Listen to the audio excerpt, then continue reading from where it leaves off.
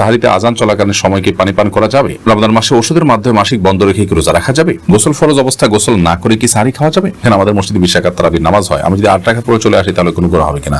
রোজা রাখা অবস্থায় পিরিয়ড হয়ে গেলে করণীয় কি? রোজা অবস্থায় টুথপেস্ট দিয়ে ব্রাশ করা যাবে কিনা? রোজা অবস্থায় বাচ্চাকে মায়ের দুধ খাওয়ানো যাবে কিনা? ইনসুলিন বা ইনজেকশন নিলে কি রোজা ভেঙে যায়? জাকাতের টাকা থেকে কি এতিমখানা দান করা যাবে? রোজা অবস্থায় তেল, সুরমা, আতর ইত্যাদি ব্যবহার করলে নখ বা চুল কাটলে কি রোজার কোনো ক্ষতি হবে? রোজা রেখে ফোনে কথা বলা যাবে কিনা? স্বামীর জাকাত এবং স্ত্রীর জাকাত কি আলাদা? রমজানে গোসলের সময় যদি কানের ভেতর পানি প্রবেশ করে তাহলে কি রোজার কোনো সমস্যা হবে? রমাদান মাসে মহিলারা রান্না করার সময় কি লবণ চেক করতে পারবেন?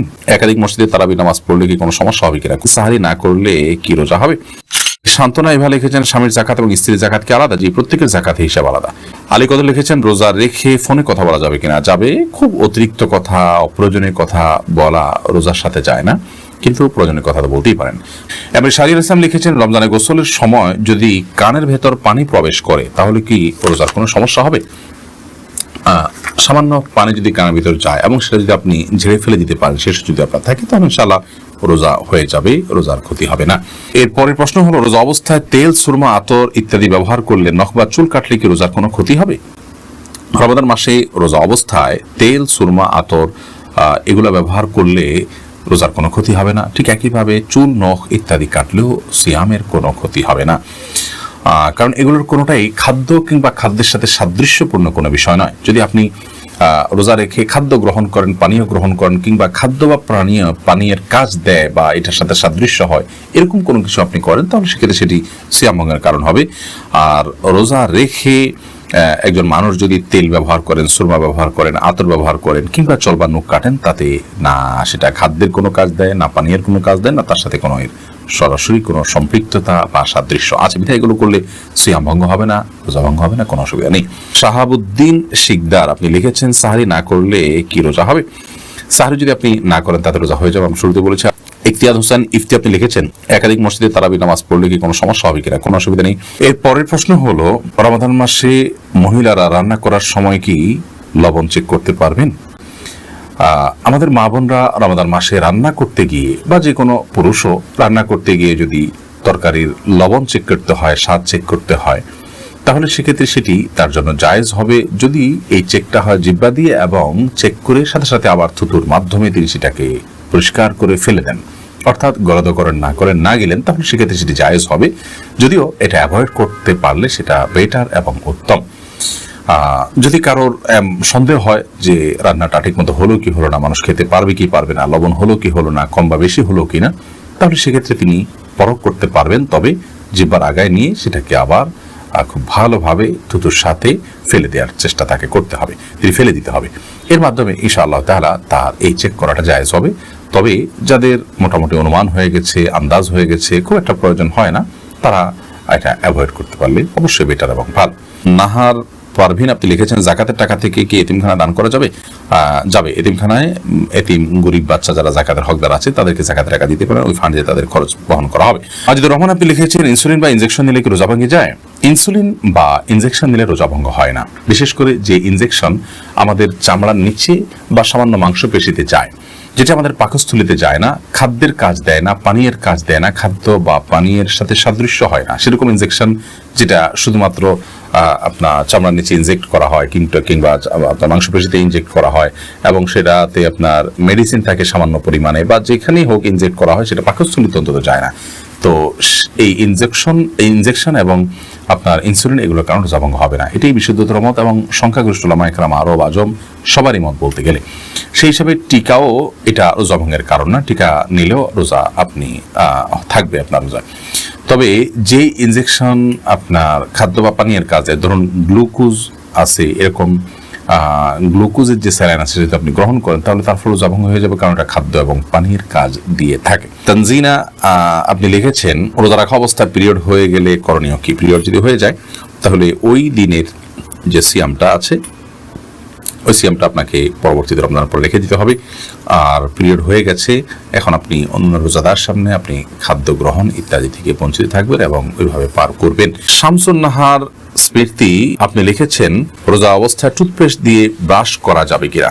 টুথপেস্ট বা মাজন ইত্যাদি দিয়ে, পাউডার ইত্যাদি দিয়ে দাঁত ব্রাশ করা যাবে কিনা, এ বিষয়ে আমাদের দেশের ওলামায়ে কেরাম বলে থাকেন এটি মাকরুহ এবং অপছন্দনীয়। রোজা হয়ে যাবে, কিন্তু একান্ত প্রয়োজন ছাড়া আপনি এটি মুখে ব্যবহার করার ফলে আপনার থুতুর সাথে অপ্রয়োজনে কিছু জিনিস আপনার পেটে যাচ্ছে, সেটা পরিমাণে কম হলেও, তো এই জন্য এটা আপনার জন্য অনুচিত এবং মাকরুহ। সাহরি খাওয়ার সাথে সাথে আপনি ফজরের আগে আগে ব্রাশ করে ফেলবেন, এরপর দিনের বেলা আপনি মিসওয়াক করবেন কিংবা খালি ব্রাশ দিয়ে আপনি দাঁত ঘষবেন বা পরিষ্কার করবেন। যদিও সৌদি আরবের স্কলার এবং ওলামায়ে কেরাম এটিকে মাকরুহ বলেন না, তারা এটাকে জায়েজ বলেন, কিন্তু মাকরুহ হওয়াটা, অপছন্দনীয় হওয়াটাই হলো অধিকতর যুক্তিযুক্ত। কারণ টুথপেস্ট এটি আমাদের থুতুর সাথে ভেতরে চলে যায়, হোক না সেটা পরিমাণে কম, তো এটিতে একান্ত প্রয়োজন নাই, যার কারণে আপনি সারির আগে আপনি টুথপেস্ট দিয়ে ব্রাশ করেন, পরবর্তীতে খালি ব্রাশ কিংবা মেসওয়াকের অভ্যাস গড়ে তোলেন। যে দিনের বেলা আপনি খাদ্য গ্রহণ করছেন না বিধায় এটা নিয়ে খুব বেশি পেরেশান থাকারও কোনো কারণ নেই। দারুল হুদা লবি আপনি লিখেছেন, রোজা অবস্থায় বাচ্চাকে মায়ের দুধ খাওয়ানো যাবে কিনা? যাবে, কোনো অসুবিধা নেই। ইফতেখার ইমন লিখেছেন, আমাদের মসজিদে 20 রাকাত তারাবির নামাজ হয়, আমি যদি 8 রাকাত পরে চলে আসি তাহলে কোনো গুনাহ হবে কিনা? গুনাহ হবে না, কিন্তু নবী করিম সাল্লাল্লাহু আলাইহি ওয়াসাল্লাম বলেছেন, মাকামা মাআল ইমাম হাত্তা ইয়ানসিরিফ, যে ব্যক্তি ইমামের সঙ্গে নামাজ পড়ে এবং ইমাম যাওয়া পর্যন্ত অপেক্ষা করে, কুতিবা লাহু কিয়ামুল লাইল, তার জন্য রাত জেগে ইবাদতের সওয়াব লেখা হয়। তিরমিজি হাদিসটি বর্ণিত হয়েছে, যার কারণে আপনি এই সওয়াব থেকে বঞ্চিত হন, বিশাল বড় সওয়াব থেকে বঞ্চিত হন। এই জন্য আপনাকে পুরো নামাজ শেষ করে আসা উচিত। 8 রাকাত পড়ে যদি আপনি চলে আসেন, এই সওয়াবটা আপনার হবে না। সাকিব হাসান আপনি লিখেছেন, গোসল ফরজ অবস্থায় গোসল না করে কি সাহরি খাওয়া যাবে?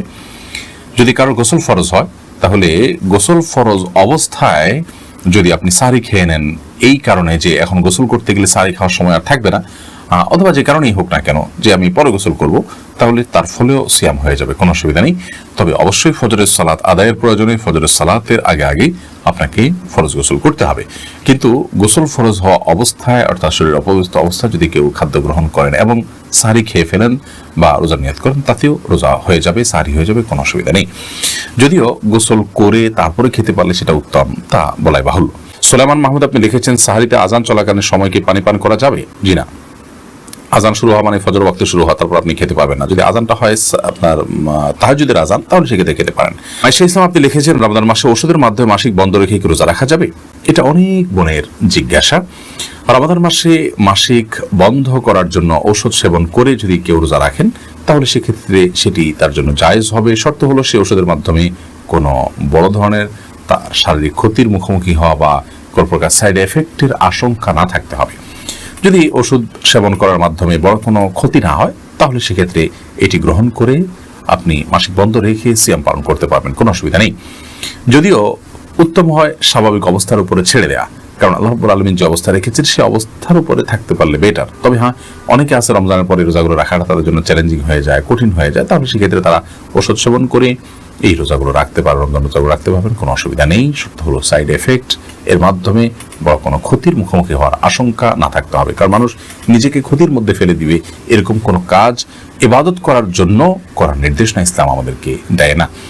আল্লাহ রাব্বুল আলামিন মাসিকের কারণে আপনাকে রোজা রাখার তৌফিক দেননি, কিন্তু আপনার মধ্যে আক্ষেপ আছে, আপনার মধ্যে আগ্রহ আছে যে আহা আমি যদি মাসিক না হতো তাহলে রোজা রাখতাম।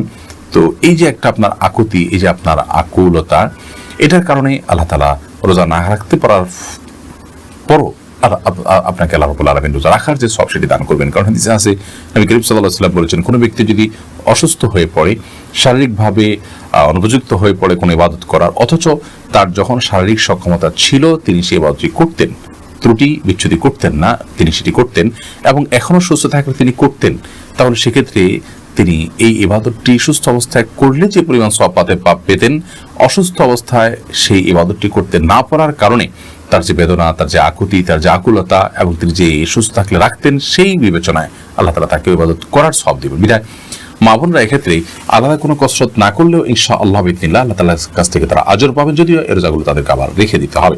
অতএব ওষুধ সেবন করে মাসিক বন্ধ রেখে রোজা রাখতে পারবেন, ওই শর্ত সাপেক্ষে যে সাইড এফেক্ট